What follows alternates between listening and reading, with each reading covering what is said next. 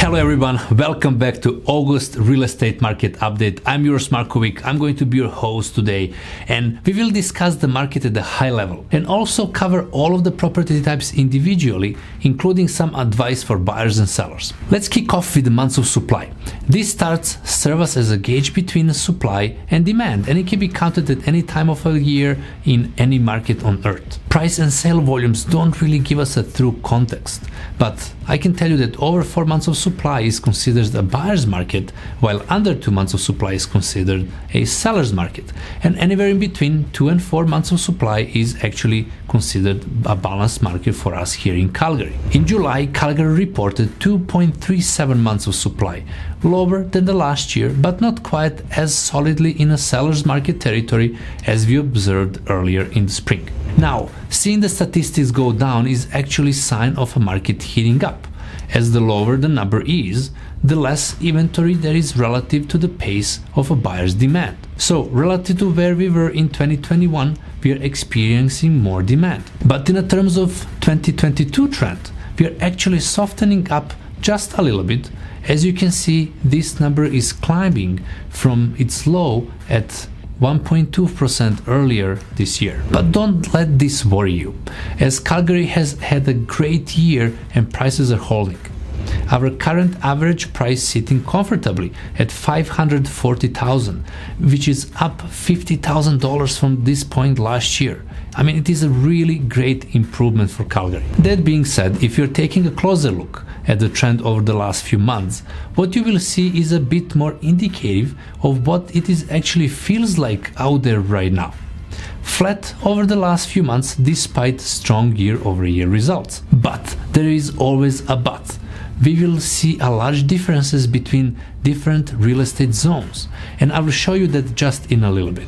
Here you can see this trend across pretty well all asset classes in Calgary, with detached prices up 15% over the last year at $643,000, but looking to have stabilized in the midway point this year. Semi-detached and raw pricing is about the same, increasing by 12 and 15% year over year to an average price of $576,000 and $362,000 respectively. Okay, I'm going to bring a little bit more focus on the apartment condominiums for the month of July, and pause for a moment to look at this graph, which illustrates an important trend. From my perspective, one of the biggest spots of 2022 so far has been the recovery of the apartment condominium segment in Calgary. This market segment has been the softest market segment for many years, and finally this spring market has us back to a balanced market territory with months of supply of 3. But there is a catch. The reason for that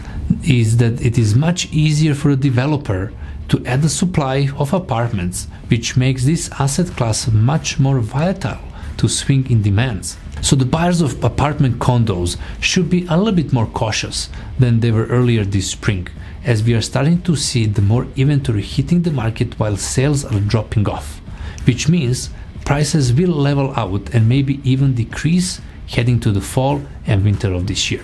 I just don't think that this market segment will be as quiet, as resilient as the freehold asset classes if demand stays flat while more and more new buildings come to market. Okay, back to the overall market. If you take a look here, you can see that the prices have started to stabilize and even drop just a little bit from the peak of the spring. But even more importantly, we are starting to see the trend of more and more inventory and fewer sales, which means we are looking at the softer market conditions heading into the later half of this year, which is traditionally slower than the spring and early summer anyways. So a great time to buy for a value, as things will be more balanced for the rest of the year. As I mentioned earlier, I really wanted to share how market is acting in each Calgary zone. On the left side, you will see the zone map with the benchmark prices. And on the right side, you will see the stats for each property type divided by each zone. So detached home market in north, south and southeast zone, it is still in a seller's market. East, west, northeast and northwest are more into the balanced market right now, and the Calgary central zone is in a buyer's market. Apartment market on the southeast and the north are still in a seller's market territory.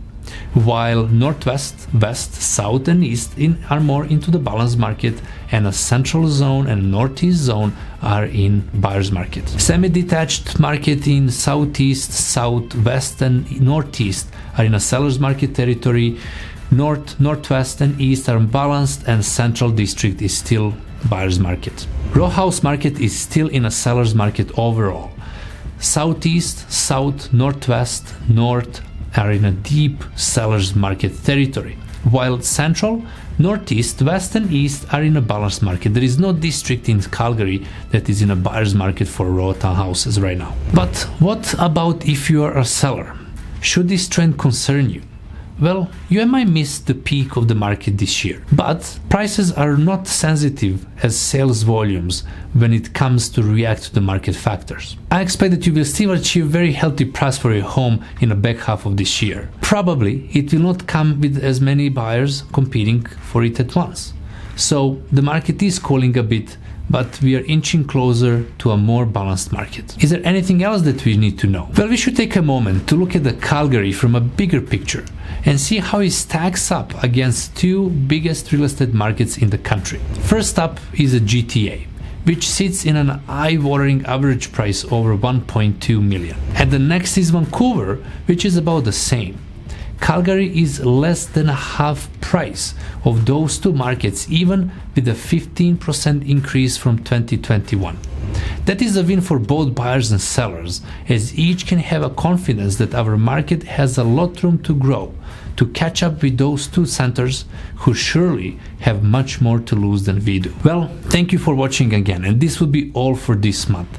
If you have any questions, please don't hesitate to reach out.